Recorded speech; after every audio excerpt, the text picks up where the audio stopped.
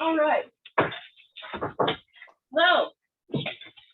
Welcome everybody to the council meeting of March 24th.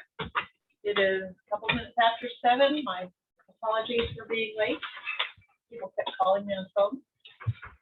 Okay, so before we get started, we have to grant permission for Mary Hanson to participate electronically.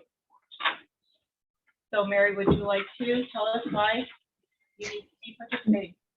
Yes, I am still in San Diego and with supporting my son and his family with their infant child, cancer treatment, proton therapy. Zubin graduates tomorrow. Woohoo! Gets to ring the bell.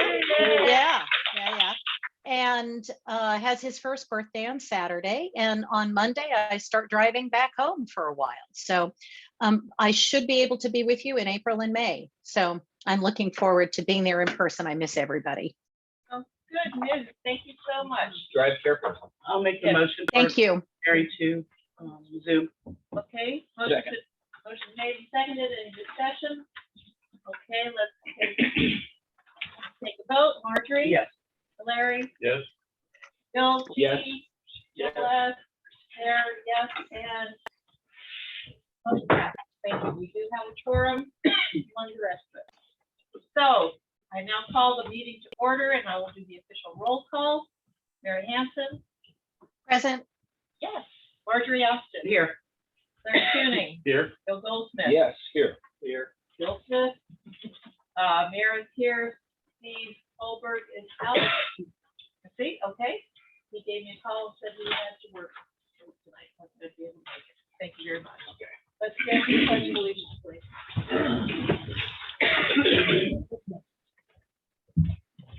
Pledge of allegiance Allegiance to the flag of the United States of America and to the republic for which it stands, one nation, under God, indivisible, with liberty and justice for all.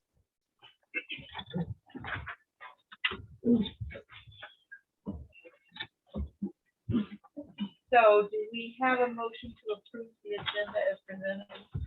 Motion to approve the agenda as presented. Second. Motion's been made and seconded. Okay, let's take a vote. Marjorie? Yes. Larry? Yes. Bill? Yes. Bill? Yes. Mary? Yes. And the mayor votes yes. Motion passes. Thank you very much. Okay. Let's move on to the minutes. We have the minutes of March 10 work session. Do you consider and approve? We have a motion. I'll make a motion to approve the work session minutes for March 10th, 2022. Go ahead. There's going to be a correction. There was a typo, that you guys know, that was brought to my attention by Mr. Holberg. So Okay. on page 4. So in the amount, I didn't strike something out when I typed it. Oh, you didn't strike that? Oh, okay. So When I Marjorie, read it, I know that you corrected it. So would you like to amend your motion? Yes, I'll amend my motion for the changes. I have a question in regards to that. The motion was to do it quarterly. To make life really easy, I can change the direct tax so the direct deposit does not come to the general account. It would be direct deposited monthly right to the historic trust fund. That eliminates additional tracking, that eliminates writing checks. I just wanted to put that out there. So we can't change what you did last month. So Right. This has to reflect it. If you want to change it going forward, you could make another motion tonight. Would you like to amend your motion? I amend my motion for the correction In the minute. in the minutes. And then I can make a motion. What, not yet, Not yet. yet? Okay. He's Second. seconding it. Oh, sorry. Okay, motion's been made and seconded. Any other discussion? All right, vote. Marjorie? Yes. Larry? Yes. We're confused. Bill? I don't know what you. Okay, doesn't matter. Yeah. Yes. Bill? From what Steve said Mayor before, votes yes. but it wasn't corrected last time. All right. That motion passed. Now, did you want to make another motion? Michelle's motion for the cigarette tax to be monthly instead of quarterly, And direct deposit. and direct deposited into the historic trust. So cigarette tax, Cigarette tax. okay, received from the board, okay. It doesn't come Okay. quarterly. You don't get it. Do you get it every month? We do get it Every month. Every Yeah. month. Yeah, okay. Yeah. Whenever it comes. Yeah, wherever. it comes.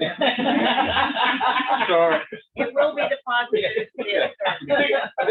That's the motion. Cigarette tax, when presented to the town, shall be directly deposited into the trust account. There you go. Historic trust. Historic, yes, the historic.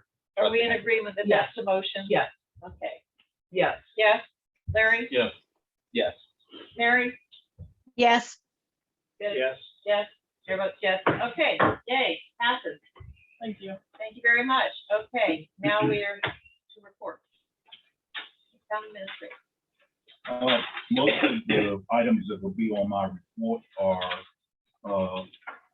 agenda items that will be reported out by others and discussed under separate issues.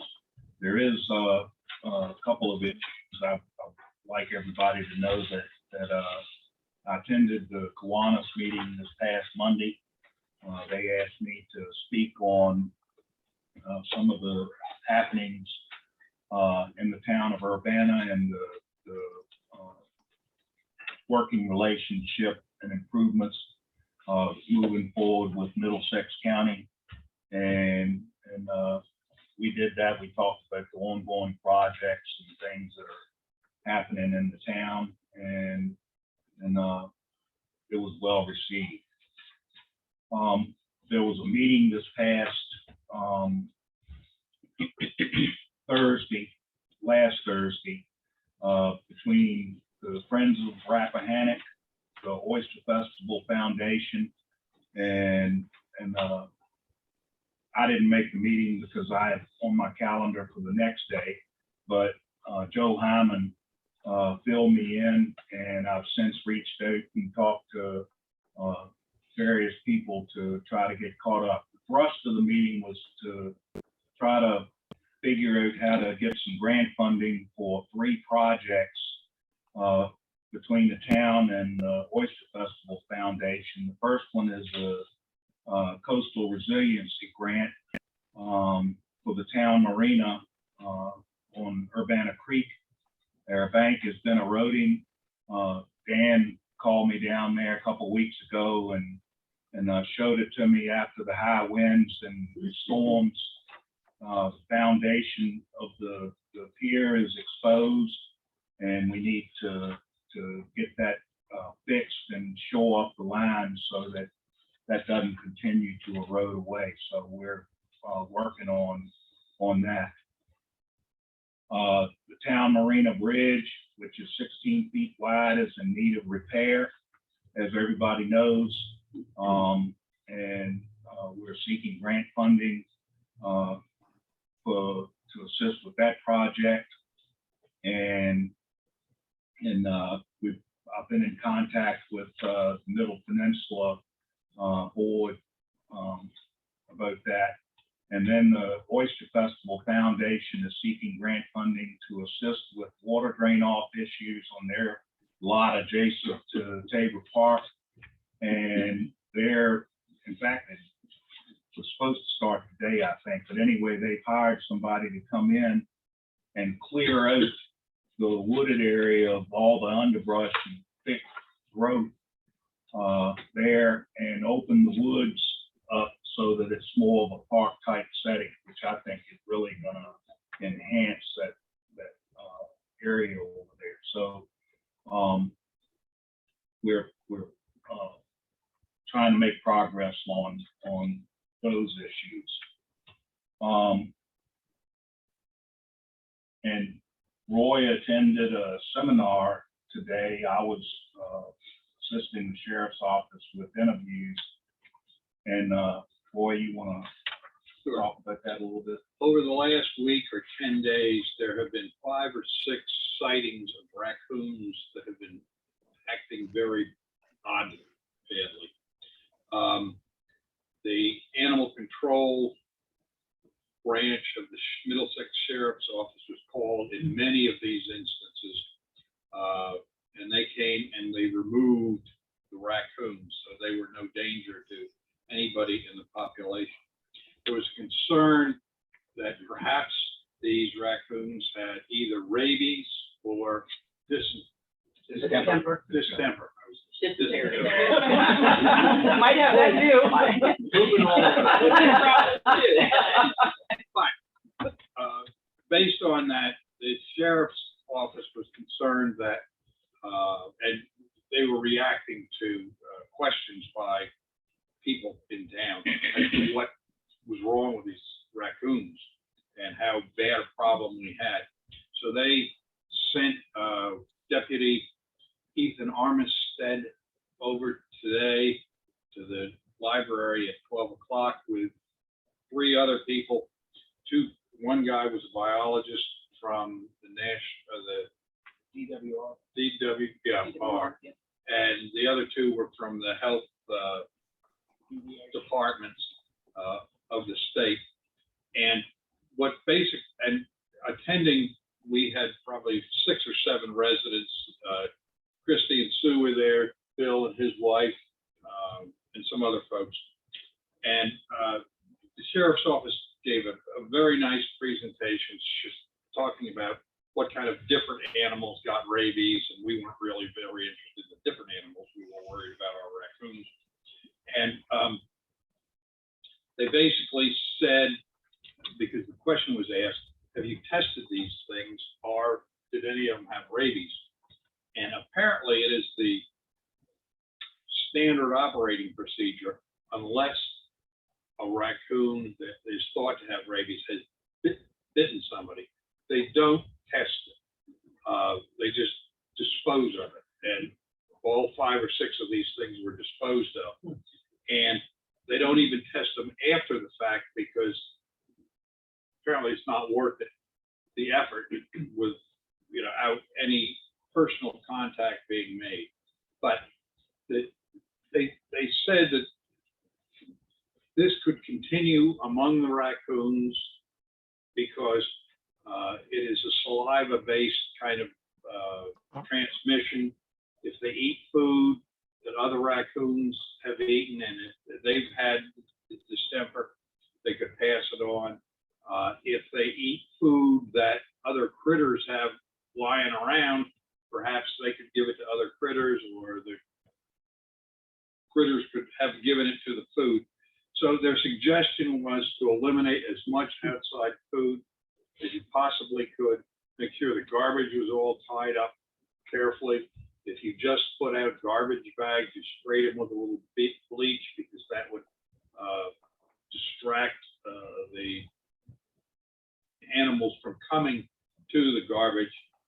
They said most of the activity, or all of the activity that they had seen, was between the garage that was across from the old town hall, up Cross Street, down Virginia Street, to about the fire department, is kind of what they said where it was. And that's where most of the food would be set out, and where most of the activity was going. I saw one up on the hill underneath our water tower that clearly had distemper, and he was one of the 5 or 6 that was dispatched. But their whole thing was, this is going to continue as long as there are raccoons and other wild animals that are eating food that has been contaminated, and it's a problem. If an animal is seen acting very strangely, it's kind of gone beyond its incubation period, it's in its final stage, that animal will die within 5 or 10 days, whether it's distemper or rabies. They thought their job was to prevent as many of these little animals from getting this stuff as possible. But it does bring up the problem that we have a continuing problem here in town, and it was important enough to them to send 4 people to talk to us. So it's not not something to be taken completely lightly. They just said basically stay away from these critters that are acting strangely. Don't worry that if they come out in the daytime, that because you think they're nocturnal animals, that there's something wrong with them. This is the mating season and nesting season, and the time when mama raccoons go out in the daytime. But just because you see a raccoon in the daytime doesn't mean there's anything wrong. But it's something that could turn into a public health problem. And we have to continue to work with the sheriff's office to make sure that it doesn't get out of hand. And, there's no real cause for alarm at this point, but people should just not leave food out. Well, and also your cats and dogs should have their distemper shots and their rabies shots. Yes. They recommended all that. Yeah, that was, if I can add, when I spoke to Deputy Armistead earlier in the week or last week, he said, and just really gets it because I've seen it on social media and everything, that, oh, raccoon's out, it must be something wrong with it. That's not true. It's only the fact that raccoons are nocturnal hunters, but they still will come out in the day. But it's only if especially if it doesn't respond to sound or if it's acting drunk, like those drunken behavior, that's when definitely call animal control. That was the one that said something different. Yeah. Well,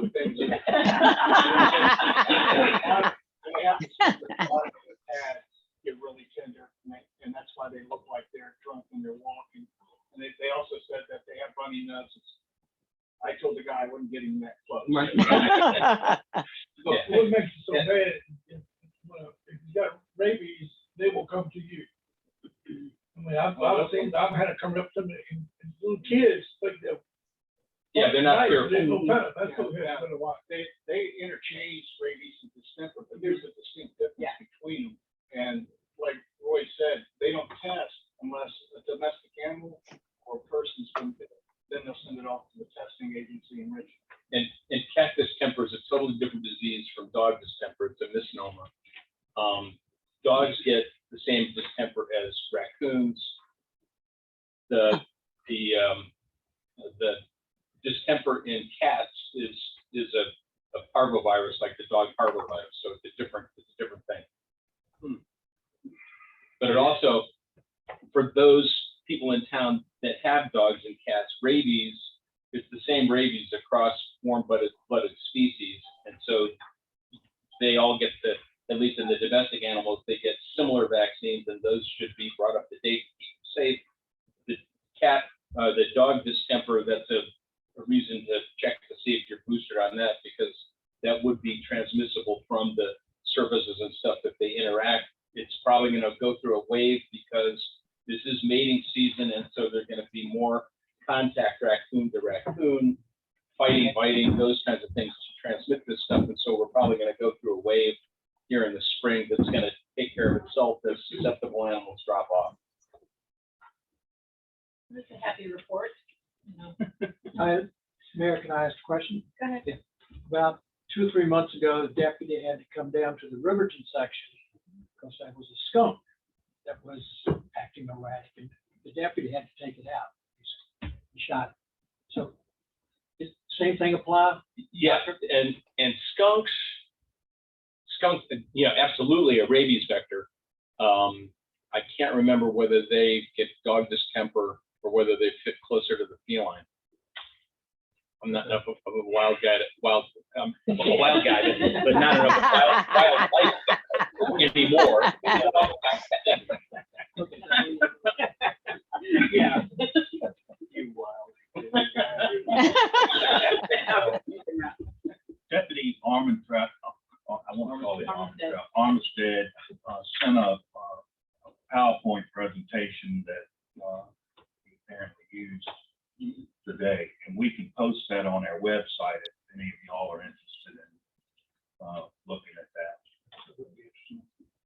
Can I say something? I did ask them to please, I know they have to have privacy laws, but I said if there is a state in our town where they do tests, I stress that they let the public know that. Oh, they would. Oh, yeah. Well, Well, I wouldn't tell you the location because yeah, I know. right. I don't care where it is. I want to You know wanna if know it's it's there. camper or rabies, because they're transmitted differently. right. The rabies is the saliva, and I believe it's aerosol for. Airborne. distemper. Airborne. Coughing and So if one Right. one of the symptoms is coughing, and that's if they go to a food bowl or anything that's sitting out there and they happen to cough on it, and Right. that dog comes up and eats it. Yeah.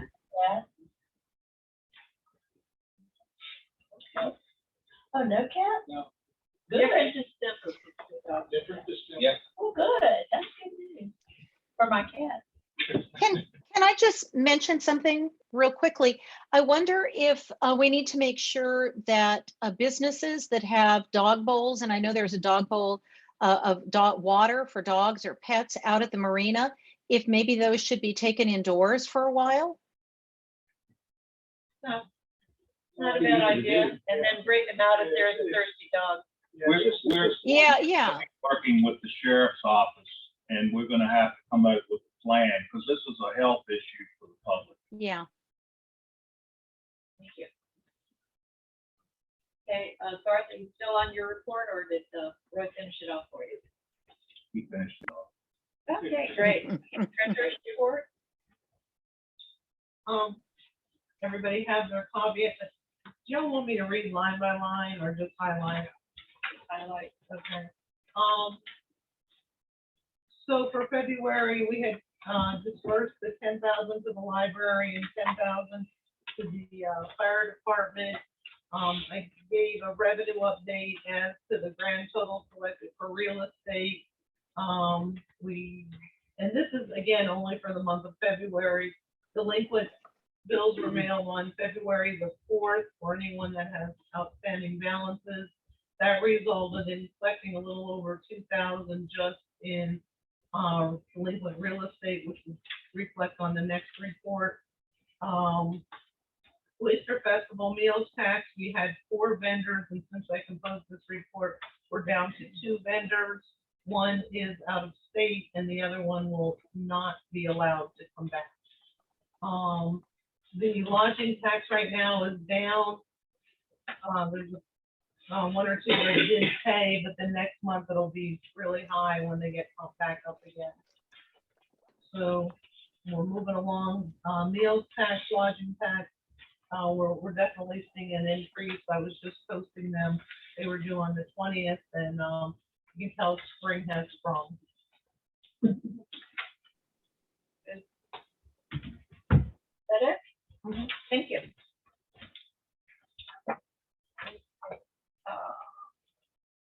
We have a finance committee report.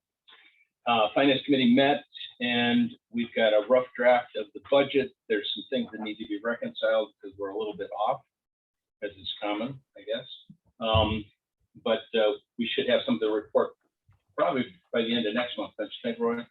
Maybe even at the work session. And the committee should meet at its normal time for the next meeting anyway, and to hash that out. On the pool committee met, and later in under new business, we're going to discuss the proposal for the proposed fees for the pool. Other things that were discussed were one of our residents, Jeannie Longest, has offered to help us do fundraisers with oyster roasts, and Garth suggested throwing in barbecue at the same time. Nothing specifically is planned at that point. There are some other outreach things that we've done. Christy has contacted the swimmers at the high school, and they're very interested in finding out what we're going to do. So it could increase the use and also increase the importance of the county to get on board. And Garth has, I can't remember, were you looking into talking to the banks and stuff, or? Yeah. And so that's pretty much on that. So it is moving forward. We've got some ideas on funding. That grant is possibly going to be available to us 6 months from the March 15th. So that would be what, next September. if my math is correct. And, but that is, to file for that, we have to have a shovel-ready proposal and funding, because it's a reimbursement. It is not, you know, money up front. So we hope to have something that we can present to them so that we can get money back As in an approval for a loan. as an approval for a loan, correct? Very good, thank you. Okay, water committee? Our committee met on March 7th, and we basically went through the sheets that we received from Age Environmental on available funding for water infrastructure. We then had, on the 16th, had a Zoom meeting with Age Environmental and a gentleman named Joseph McWynn. I think he's from up in the Northeast, Boston area, I believe. And they've identified VDH, EPA, USDA. Tom, you're gonna love this, aren't you? Keep going. Here comes the alphabet. VDH, EDA, You make and RWA. Actually, 6 different funding agencies out there that AH Environmental is going to be researching for us, and for eligibility for grants and or loans for our water infrastructure.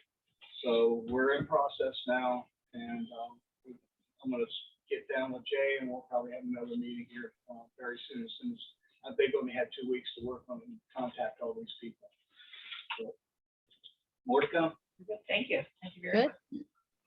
Okay, planning commission. Okay, Planning Commission. As you know, I'm a little muddle-headed these days with everything I've got going on here.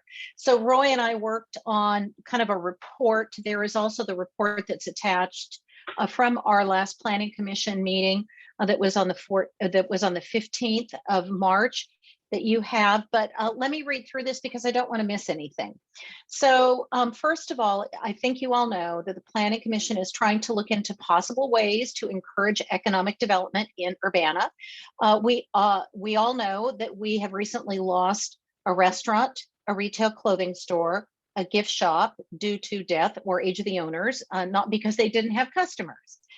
We also have 2 vacant buildings, the old town hall, the green building next to the half shell, and they are vacant.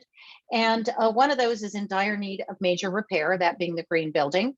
We also have a gas station that is being underutilized, and Napa Auto Parts is also leaving at the end of the month. So add that to the list. So we need to have these facilities, fully utilized, and we think that the town should support that effort. So with that in mind, again, the Planning Commission is developing a workshop for May 10th in the afternoon at the Women's Club that Wanda Holberg organized, are being able to use for that event. And the purpose is going to be an idea incubator to investigate ways of reinvigorating not only these structures, but also additional economic development in general. Now, we've been looking around to see how other communities have been encouraging economic development. And there are numerous adjacent communities in the area that are attempting to do this with varying degrees of success.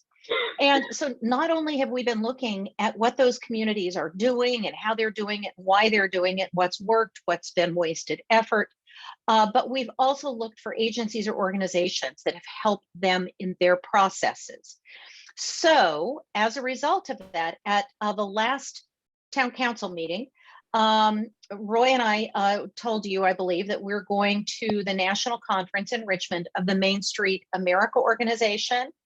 This is a nationwide organization that has assisted a lot of communities with economic development and downtown revitalization. Interestingly enough, they were originally developed by the National Trust for Historic Preservation and really focused initially on historic downtowns. So, again, something that sparked our interest. So during our conversations with with these folks, we came across the Virginia Main Street organization, and it's actually a part of the Commonwealth of Virginia's Department of Housing and Community Development. So it's something that they offer. And we've had discussions with their staff, and they think that they would be able to assist us in developing a plan for increased economic development in Urbana, even with grants. They have grant funding, they have a variety of different avenues of resources that they offer to the communities that they work with. So this will cost us nothing, which is, I think, amazing. And we it's a 4-tier approach to developing, to economic development. And I don't know that all 4 of the tiers are necessary for Urbana because we are such a small town. Much larger localities develop an organization, a nonprofit organization to manage that type of thing. But this is scalable based on the size of the community. So what we want to do is we want to explore their first tier of involvement, which is called Exploring Main Street.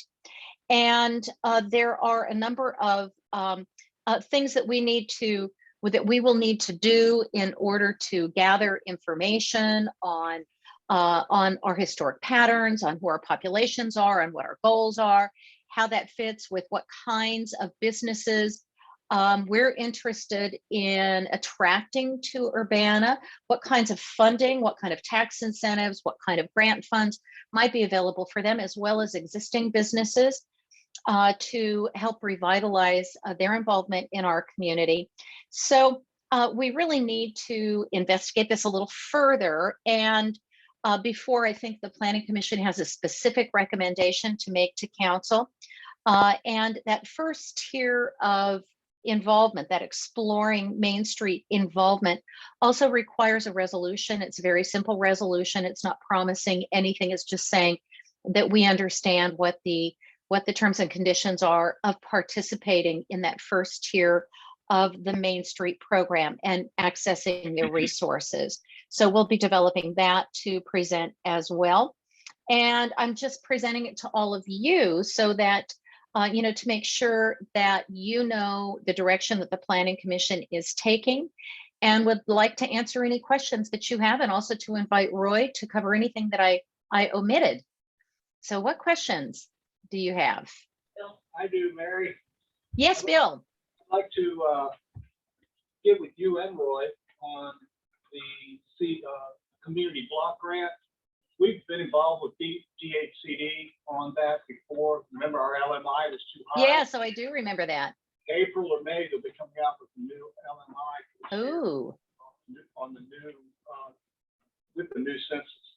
Now, also the EDA, which is the Economic Development Administration, has a public works program, but it's linked to economic development within the town.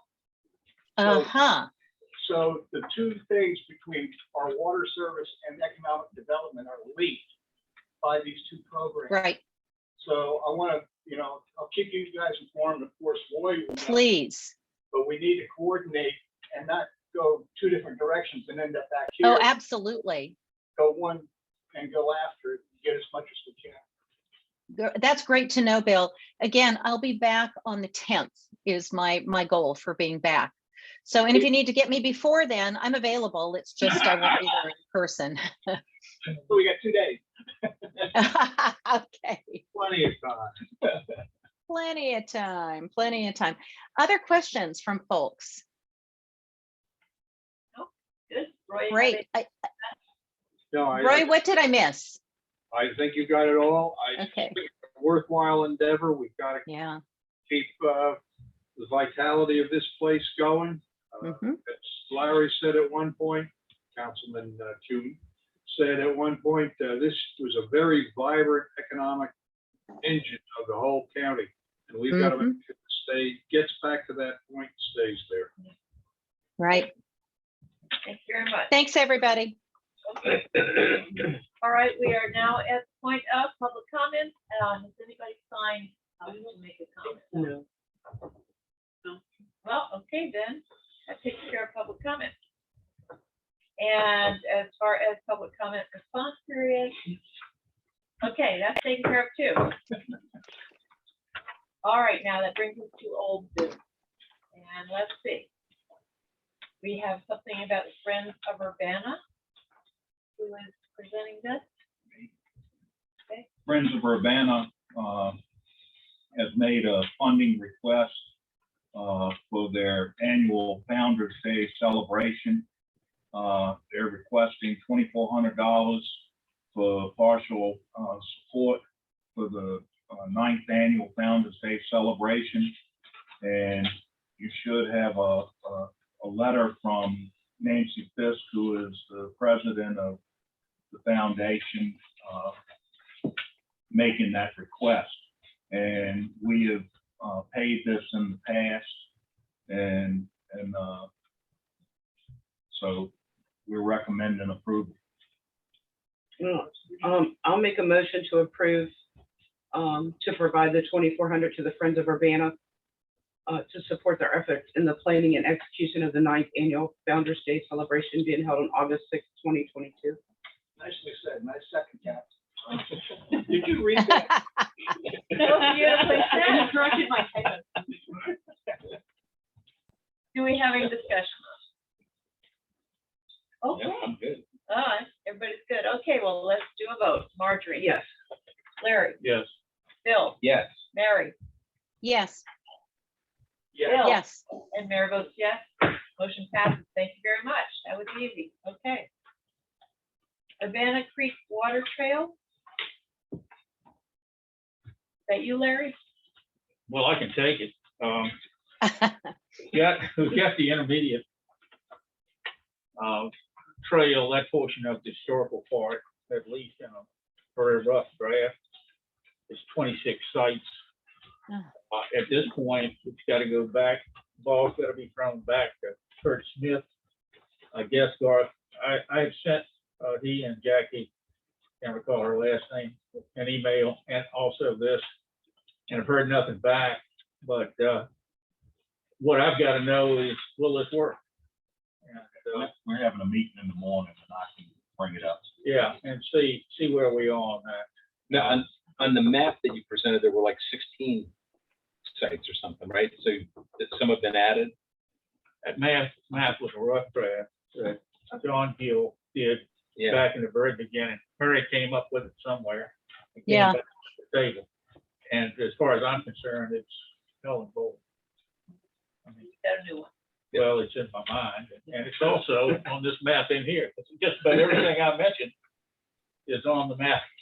1924, 26 map, it's in there. Now, this is a lot of great work that you've done here, Larry, on this, Absolutely. all of these places. Yeah, yeah. It's awesome. Reading that. You know, I remember I knew buying about the stuff. shirt factory, but not the pickle plant. Just Mhm. on another note, Westminster Canterbury is coming in on Monday, bringing a group on a bus, and I've agreed to show them around. Nice. This is something we need to look into, to organize and to somehow have maybe a group of people that are available at certain times to encourage these bus groups to come into town. And Mhm. I know we've talked about it before. I don't think it'd be something that's real hard to do. But it's, we also get calls, Garth contacted me a number of times about historical talks at the campground, but it was during this COVID thing. I didn't really feel comfortable with it, but I had done it in years past. Mhm. But you need more than one person, you need two or three. Right. people, which I could, give information to them. And as I've seen it before, they can do better than I can, just give them the information and go from there. But I think that the MITS and the kayak trail could be something very special. It's going to bring a lot of people about. Mhm. If we have it organized and we have a place where people can call.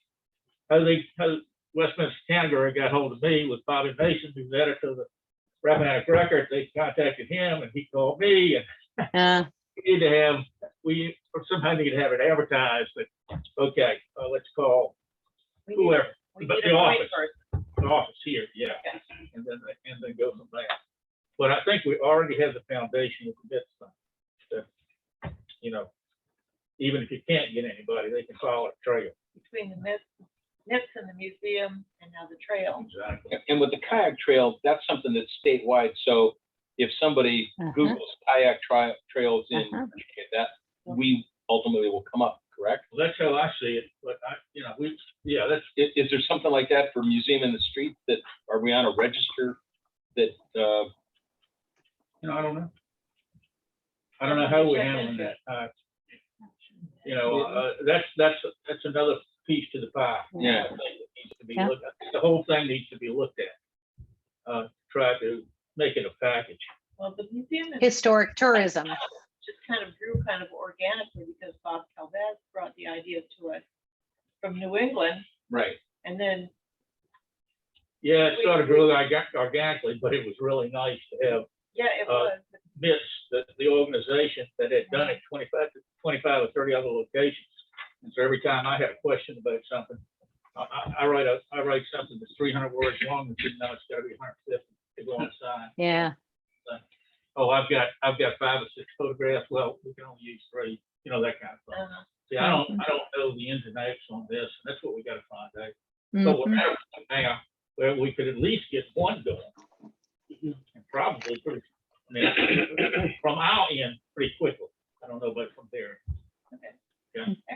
Thank you. Can I add something to that? Because Sure. the Museum in the Street is mentioned on the Conservation and Recreation website. Wonderful. They actually, that's what made me get back to them, because they are saying they want to connect the Museum in the Streets, and it's talking about Urbanna, with the water With the trail. kayak trail. Yeah. Yeah, Well, that's so it fantastic. is mentioned, and we're the only ones, right?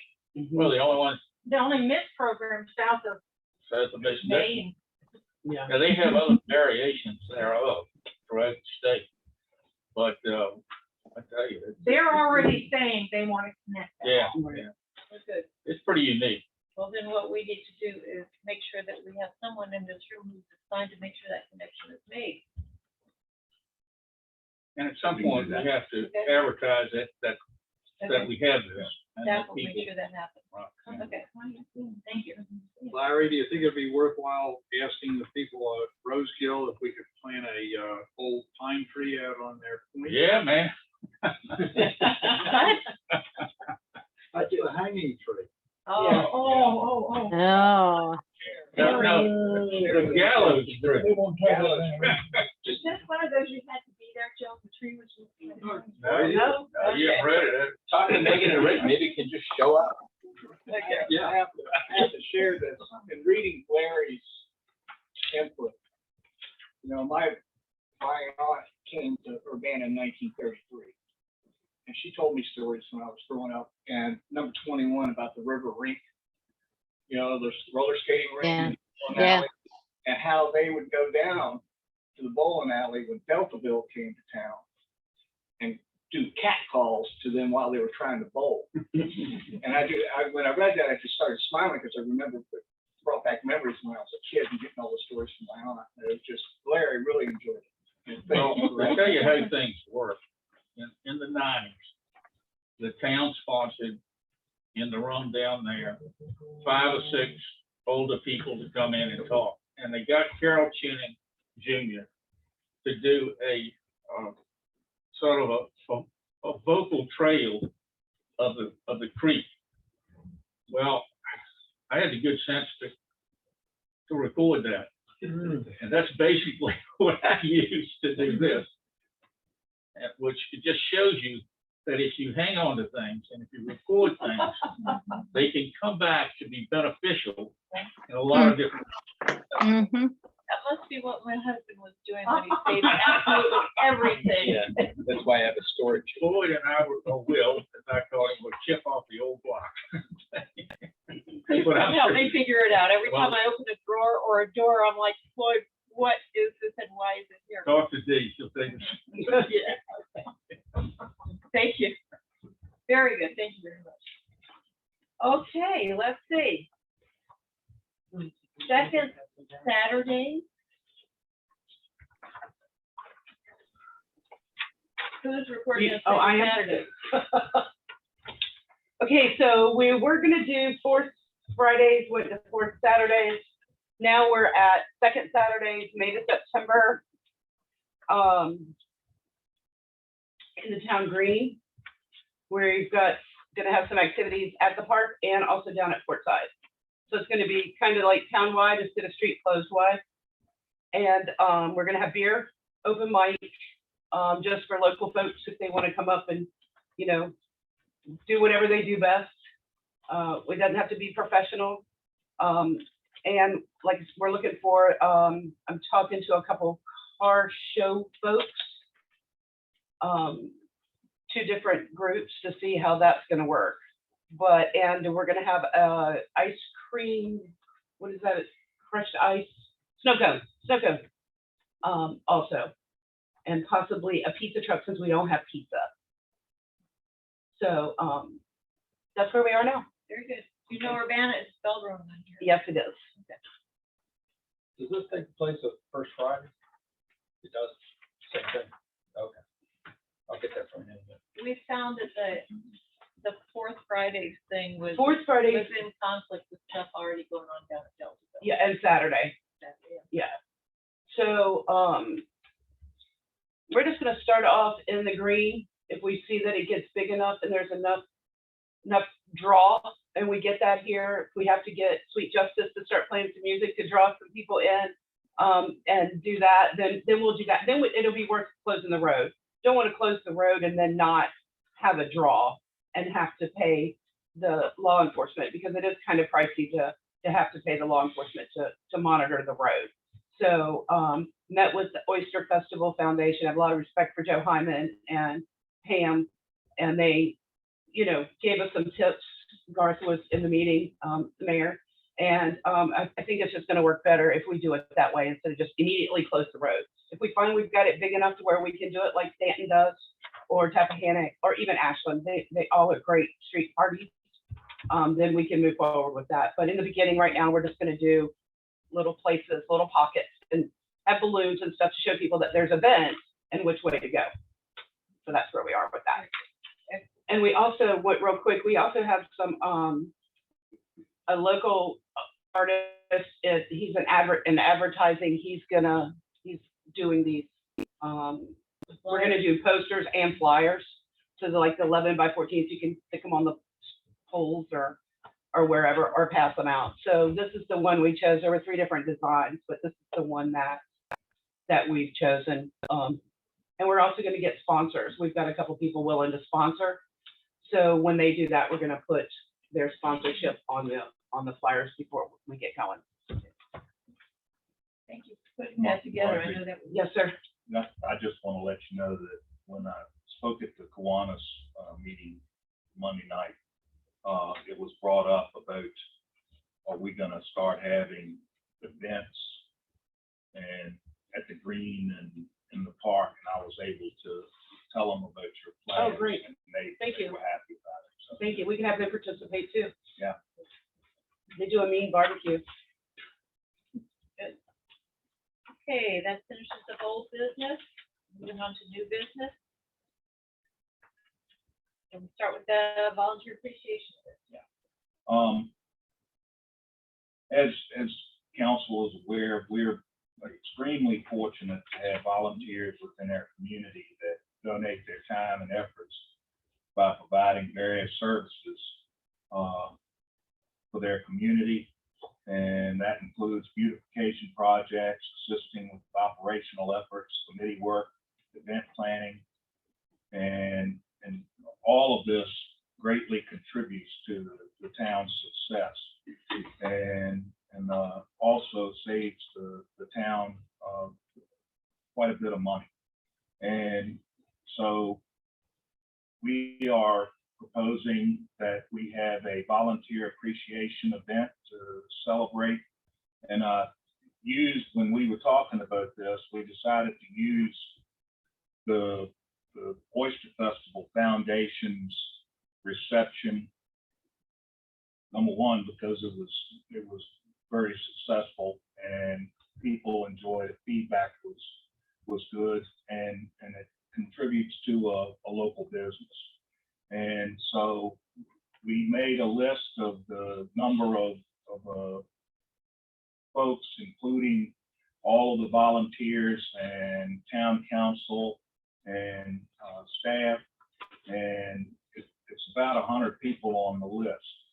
And so we asked for a proposal from Portside and started out with the same menu that the Oyster Festival Foundation used, and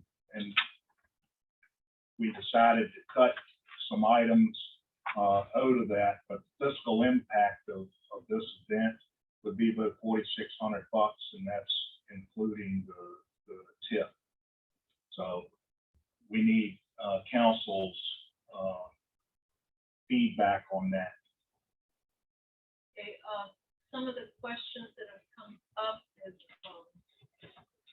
everyone wants to honor the volunteers, because where would we be without volunteers? Small town like this, volunteers are what keep us alive. The question is, to what degree do we want to go, and how deep and how broad do we want to make the invitation pool? Do we want to just do volunteers and staff? At what level do we want to be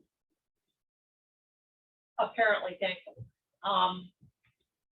Do we want to include luminaries, or do we want to focus directly on the volunteers? And I just wanted to open up the discussion to make sure that we are following the proper protocol and doing this in the best way possible. So I'm just going to open it up for any comments or questions that we have among the council members. What is a luminary? A special person, a Dignitary. dignitary. So how wide did the list go in terms of, I'm assuming that's the people like the Hayes that done the parks and All and the staff? volunteers, all of the people that volunteer their time is on this list, and that includes the folks that are serving on committees. The volunteer groups and the volunteer individuals. And that's in town and out. Do we have volunteers from out of town? Only one committee is allowed to have folks outside of town, and that's the CAR, and they have, I think, 2. We need to who's that out of town help us. But that's in the code, you can only have 2. I'm talking about. Yeah.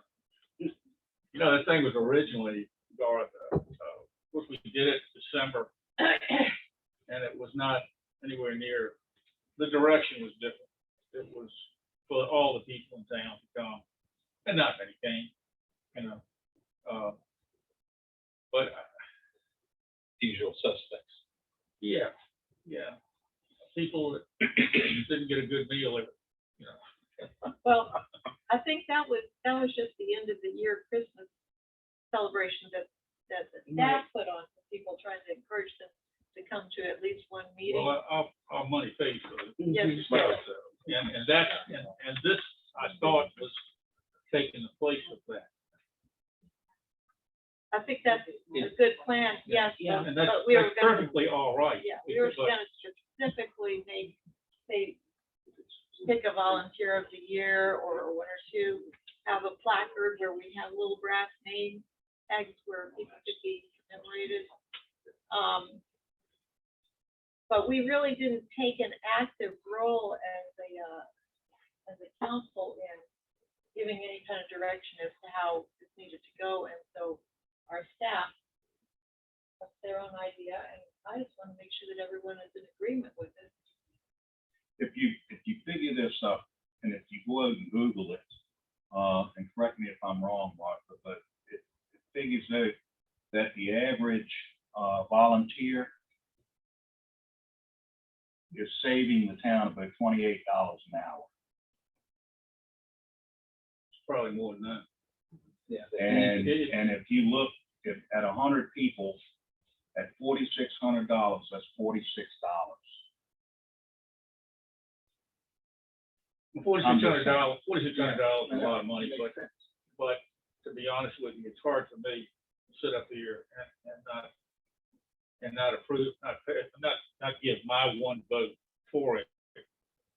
Because I know how significant and important volunteerism is to our community. And if we vote against this, it'd be like slapping the volunteers in the face.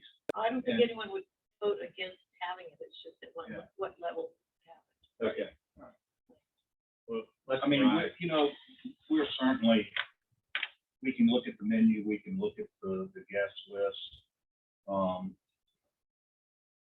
You know, we started this because we didn't want to slight anybody. And frankly, I've had council members tell me that in the past, they haven't been invited to things.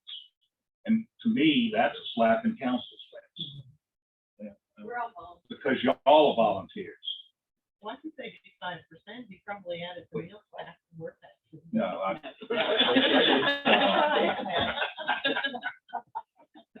oh, you, meals tax, I thought, we added tax on it. Yeah. Larry and I get paid by the smile on your face. Yeah, that's right. Mary wants She's waving over there. Real Mary, nice. right. Yeah. You're You're on muted. mute. You're muted.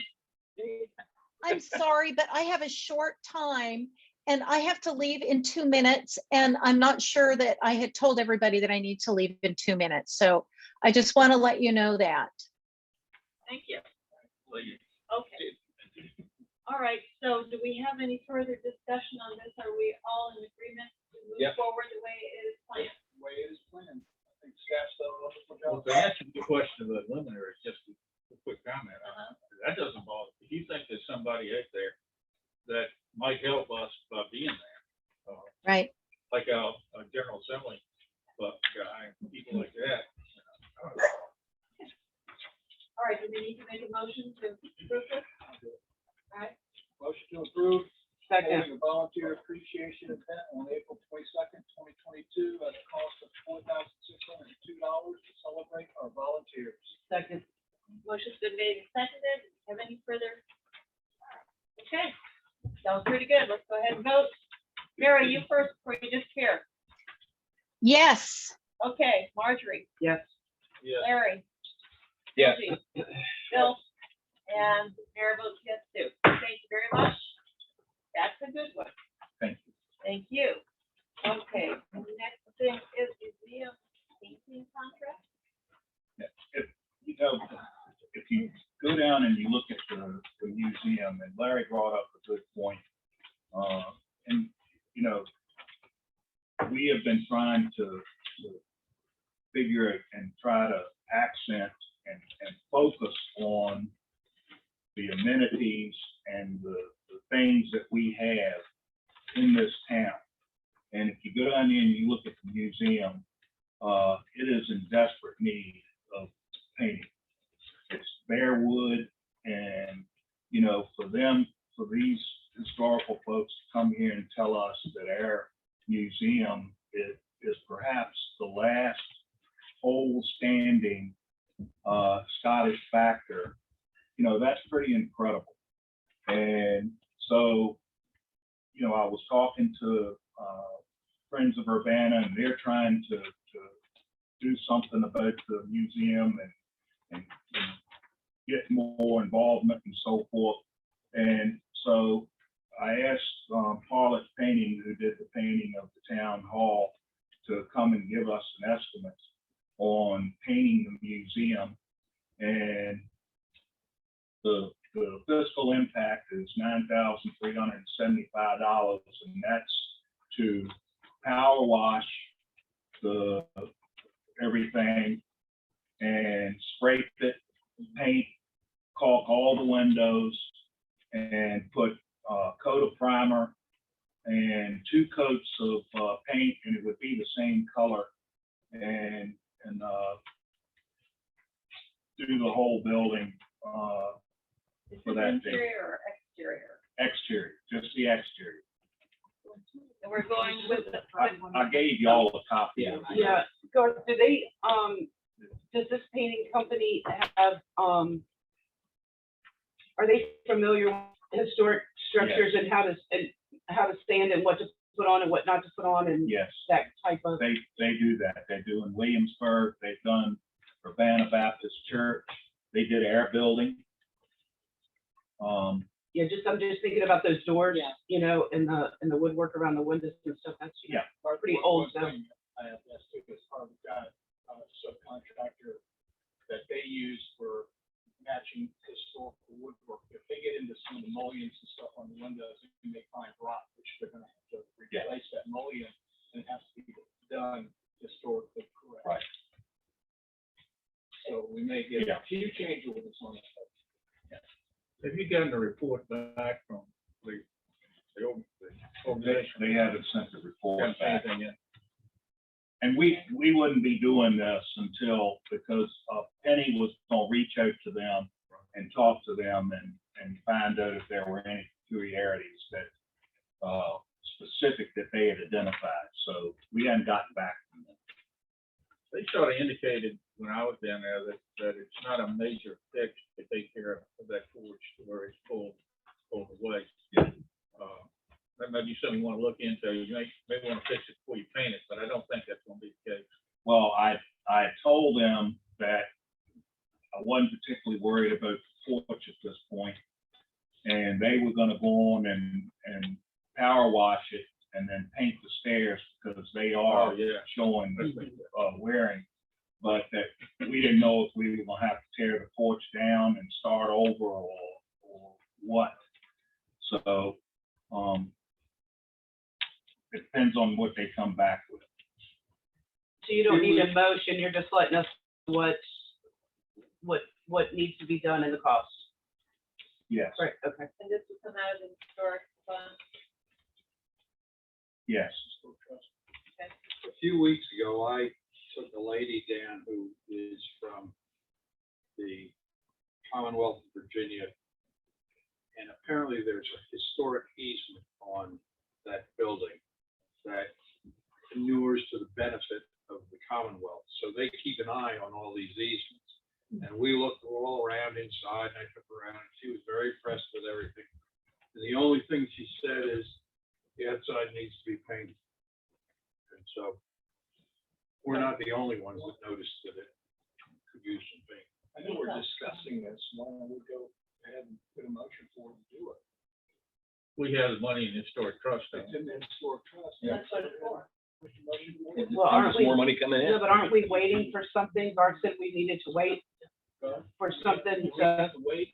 No, y'all wanna make a motion? Yeah, I would, that's why I was asking. I mean, I'll make the motion to go ahead and hire Parlay to do the work on the museum. You can read it at the bottom there, and just put in the. Where? The amount. Oh, $9,375 And if you want to do it. at the total cost. I did it. I second. Okay. I think Bill meant it. I wanted to sneak in there. You get to go. All right, do we have any other discussion? No. Okay, then, Marjorie. Yes. Larry. Yes. Bill. Yes. Bill. Yes. Mayor says yes. Motion passed. Thank you.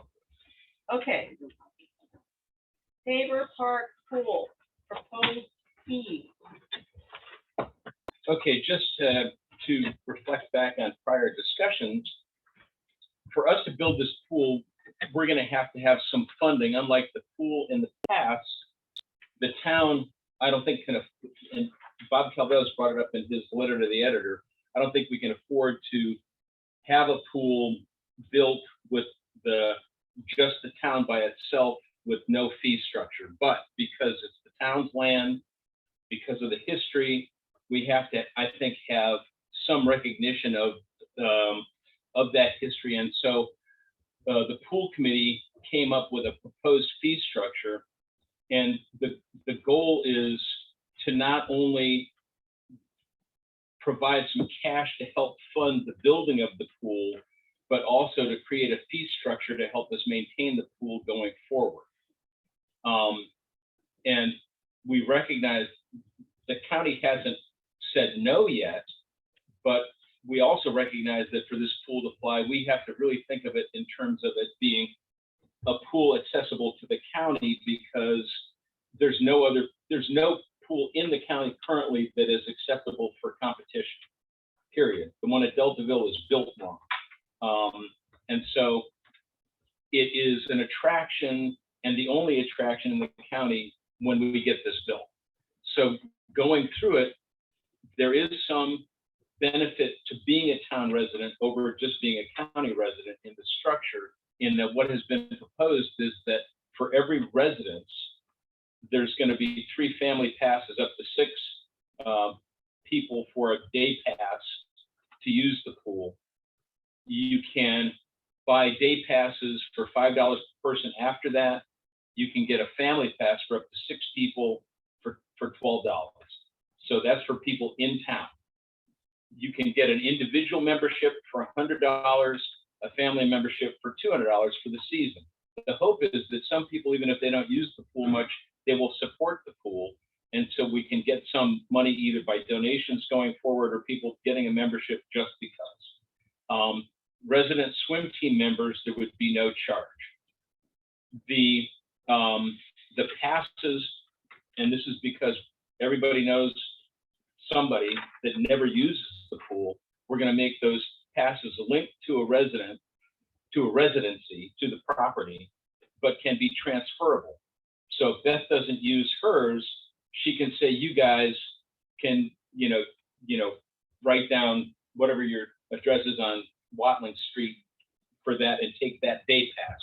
So it gives another benefit to people in town. Out of town, the prices are competitive with what it would cost somebody to go to the Deltaville pool in terms of membership. It's still going to be, and this is deference to, and in the hopes that the county is going to help us with this a little bit, but a day pass would still be $5 per person, because in keeping with what Dr. Tabor wanted, he wanted it to benefit people that couldn't afford to do things. It's $6 to play around a miniature golf. A day at the pool seemed like $5 was still a deal. You can get a family pass for $20 up to 6 people. And those people, if it's 5 years and younger, with a paying adult, there's no charge for the kids. So it provides some benefit there. Family membership, $350, individual membership, $250, swim team member, $50 for the season. Okay. Is that with other localities? Is that what they charge out of? Yeah, Out of town? it's almost a match to what Deltaville has charged in the past. Isn't that what you paid for a family membership with $350? No, I'm talking about the swim team. Swim team, I don't know what other people do for swim teams. We're the only ones with the swim team. Yeah. Moving over to the other side, and this gets into people that want to give money. You can have a friends of the pool for $100, and you get another 5 day passes, family day passes, which is not a great break, but the purpose is to get money in to support the pool. Then to raise money to build the pool and to decrease the debt load, I realized that Urbanna has what was the median household income, like $42,000 or something like that. So there's not a lot of people that can go for a charter membership, but for those people in and out of town, and potentially for the people that have Airbnbs, it might be a benefit because it's associated with the residents that they would pony up the money for a charter membership, because then they can say when they advertise their Airbnb, it includes access to the pool at no additional charge. Okay, that's the hope on that. So with that in mind, the in-town people, for the life of the pool, $12,000 up front. This pool now. So if the pool goes under 50 years from now and you got to build another one, that's off the table. But it's $12,000 for no annual fees for a membership to the pool linked to your property. So when you sell your property, you can say, this property comes with a membership to the pool. So it adds a little value to the property. It helps the town because you can get some cash up front. And, maybe nobody will buy them. I get that. If we sell 10 of them, it's $120,000. And every $50,000 we take off of the building, the building costs decreases our debt service by $4,000 to $5,000 a year over the next 20 years. So it's worthwhile to do it. Out of town, and the same thing goes with out of town, because there's people in Remlick that might want to be a member of the pool because it's not that far. It's certainly closer than driving to Deltaville. So for $15,000, people out of town could have a lifetime membership, again, transferable with the property. And like I said, the purpose of that is to try to get some cash up front. We could, the thought was to maybe offer it to the motel as well for more than that, because they've got, what, 8 rooms, I think? 13. Okay, so 13 rooms. And so for 13 rooms, if they have access to the pool for the people that are staying in the hotel, maybe $20,000 or $25,000 wouldn't be crazy as a bonus to pool access. And again, like I said, it goes with the property for the life of this pool. Additional things as a sweetener with a charter membership, you could, when we figure out facility rentals for parties and stuff, 25% discount if you're a charter member. So there's benefits going forward. Let's see what else is on here. The other things that were on there were associated with how I came up. Basically, it was family membership, $200 per year for 60-year life expense. The pool was $12,000. That's how I came up with it. It's simple but stupid math, because inflation is out there, and 30 years from now, it's going to be significant more. But that's a reason, if you can come up with it now, you can do it. Other things that we've talked about would be advertising on the fence, so that people can, make something different, whatever, can put their name on the fence for advertising for their business. Selling the building name. We haven't established a price on that, and that's still in discussion. And then through, and I always get my organizations mixed up, but the one that has the 501c3, Friends of Urbanna, has offered to allow donations for the building of the pool to funnel through them, because if you donate it to them and then they give us the money, it's tax deductible. So if we bought a membership. If that you would buy a be tax membership, deductible. no. No. If you gave them $12,000 to Friends of Urbanna, that's a tax deduction. If you buy a membership, then that's no tax deduction, but you got that membership. All right, that's what I got. The tax deduction basically through Friends of Urbana is to help us raise money initially to help pay for the building of the pool. Right, and that's what the charter memberships would be too. Yeah. Go ahead, Dan. Bill, was there any consideration for marinas? We've got a town marina and we have a big private marina here now. I know Oh, in the yeah, past- yes, and thank you for bringing that up. Yes, we considered that as well. I mean, with our marina, I don't know what the council wants to do with our marina. Maybe as part of the fee structure, they can use the pool. That's how it used to be. Yeah. If you went to town, I don't know Right, what but Mr. Mullins. for the other marinas in town, certainly we could approach them and maybe just like with the hotel, say, maybe charter membership, then you guys can tell anybody that's on the boat. And like I said, I'm putting out numbers that are, some of it for the annual memberships, they absolutely were in looking at what, in the day passes, what Essex does, what Ashland does, what the pool outside of Warsaw does, the Pleasant Valley, I think it is, and their fees are like $200 to $300. I think Yeah, their they're individual, higher. their membership was like $600 or $700 for a family membership up there, and they're getting some of their funding by selling time to swim teams, to swim clubs. So that was part of the reason for Chrissy reaching out to the high school swim team, because that could give us some back pressure on maybe getting the county to help, because when the pool's not being used, it's 8 o'clock in the morning. Maybe the high school swimmers would want to use it for an hour to swim during the summer. I know that's what the swim teams that I was associated with, that was when you were allowed to swim, was it, 7, 8 o'clock in the morning before people were in there trying to clean it. So the bottom line is, with the old pool, if you were a town resident, you got to use it for free. But that pool didn't cost nearly as much as this pool is costing, and there's so many other regulations and hoops we have to jump through just to be able to build it and then to maintain it, because we just cannot move forward saying, well, just because you live here in town and you pay taxes in town, you get a free pool. Right. It's just, if we were to do that, we just wouldn't be able to build a pool. So we're trying to be as fair as we can and make it as affordable as we can.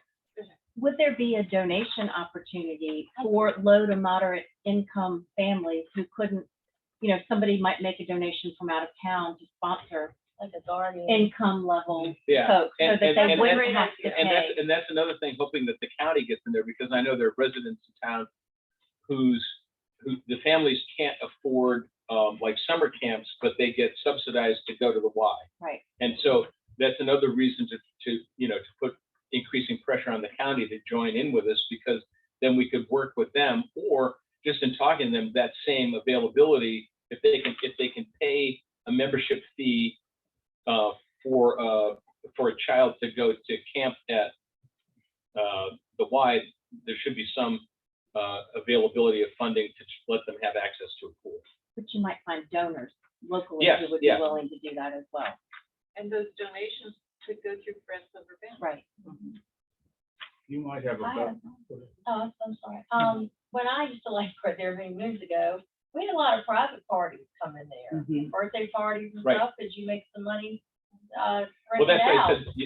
said, that's part of the fee structure. We haven't determined that fee structure yet. It's probably going to be dovetailed with what we charge for renting out the area around the marina. What is that? If people want to have something like when Latney did stuff down there, was there a fee associated, or did you just say, go ahead? No, there was no fee. Okay. We might need to revisit. Yes, there's another. And don't tell them I said that. Those was bringing people to Urbana. Yes. That was the goal, Yeah. and a lot of people did come. Yeah. Why are you talking about school? Look at the days that it's open. That's one thing I've heard that adults might complain about. You got, what is it, Memorial Day to Labor Day, and that's it. Some people might want to go, maybe a little early or maybe after, when the kids are in school. Right. And they So go. kids are going to back to And school then earlier. the problem is getting lifeguards for those times. I know. Well, there's your job for early and late in the year. Lifeguard at the pool will open 1st of August and will close the 1st of October, and you fill in the other spot. My daughter did that. It's a pain in the butt. Well. That is the problem. We would need to have adult lifeguards, Yeah. Right. because the kids are back in school. They've gone back to college, or they're back in Well, high school school. started back early. They go before Labor Day now. Yeah, but hey, we are open to solutions. I mean, anything that you want to run by us, it's like this thing. Larry's got something to run Well, by. I'm just saying, it's a long shot that you're gonna get county funds. I understand. Now, there's this Economic Development Authority that is a branch, is an arm of the county. You might be able to get us a little representative to twist some arms. We might be able to get some money there, which is a long shot too. But I think you gotta ask, and I'm glad you did ask. Right. I'm glad y'all did ask. Well, we actually have met with, I know you did, yeah. but We didn't get a yes, but we didn't get a no Well, either. I had.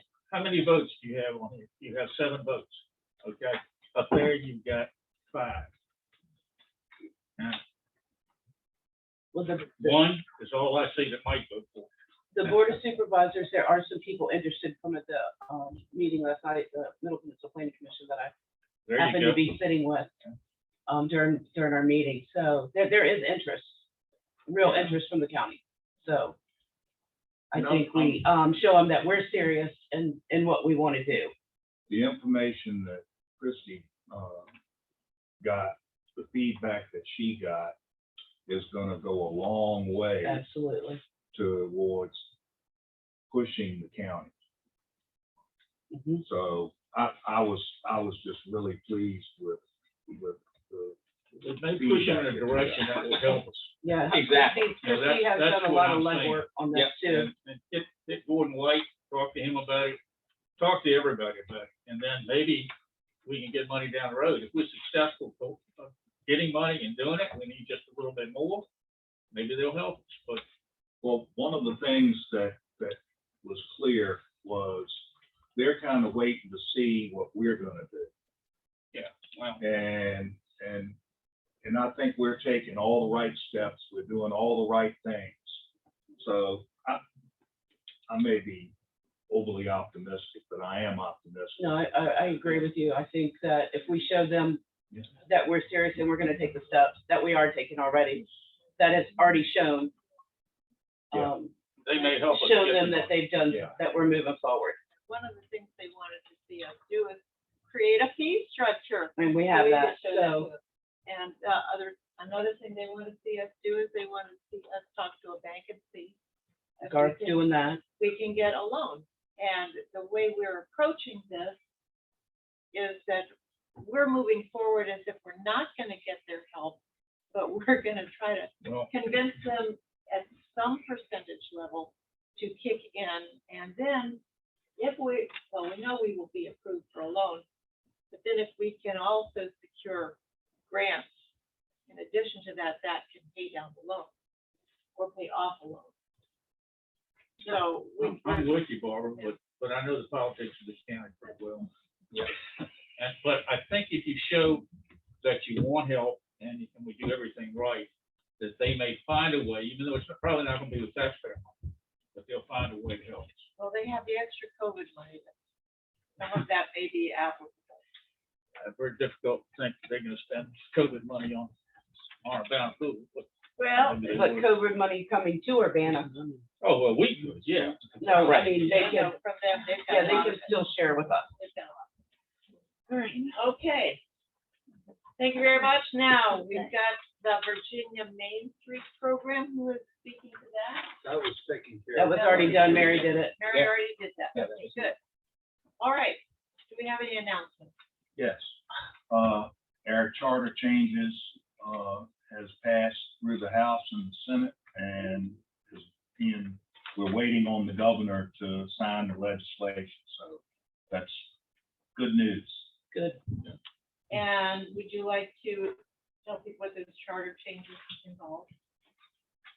For one thing, that would give us, not for the people sitting here now, but for the next election, that all of these seats would become 4-year seats, and we would have a staggered council. So the way we worked it out was whoever is the mayor and whoever are the 3 highest vote getters for town council would have 4 years. The other 3 council members would come in as 2 years initially, so that in 2 more years, that it would roll into a 4-year thing, and that's the way we would achieve the staggered thing. So we'd always have 4 coming in, 3. 4 and 3 every 2 years. Yep. So, And the purpose was to give stability right, To the council. to the council. right, so that we don't start over every 2 years. Institutional knowledge. Yeah. Yes. And the other thing that, all right, it had already been found that, yes, the mayor can vote, but we wanted to make sure that it was written into the charter so that nobody questions it again. And were there any other? That's it. Motion to adjourn. Second. Any discussion? No. Marjorie, Yes. Larry, Yes. Bill, Yes. Bill, Robert, yes. Thank y'all, we are adjourned. Thank you. Evaluate on that.